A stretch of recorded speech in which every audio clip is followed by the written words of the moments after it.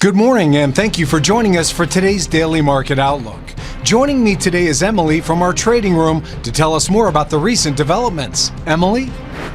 TSMC CEO announced the Taiwanese semiconductor company plans to make an additional $100 billion investment in the United States and build 5 additional chip factories in the coming years.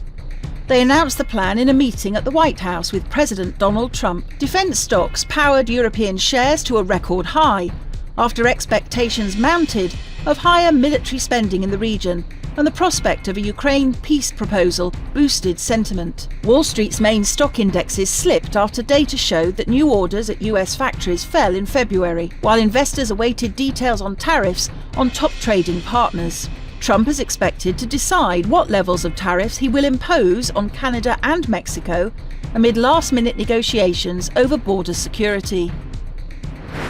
The dollar-yen pair saw moderate losses in the last session.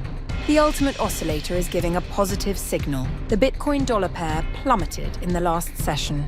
The ultimate oscillator is giving a positive signal. Gold prices saw moderate gains in the last session. The MACD is giving a negative signal. Crude oil prices plummeted in the last session. The ROC is giving a positive signal. Looking forward, the economic calendar features high-stakes data releases and updates that may signal shifts in market sentiment.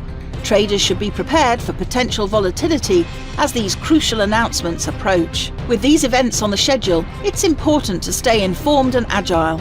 Markets can react strongly, so keeping a close watch is essential for strategic positioning. We hope that you've enjoyed today's Market Outlook. On behalf of all of us here, we wish you a productive trading day. Be sure to log in tomorrow morning for the latest news and events from the financial markets. Your trusted choice in online trading.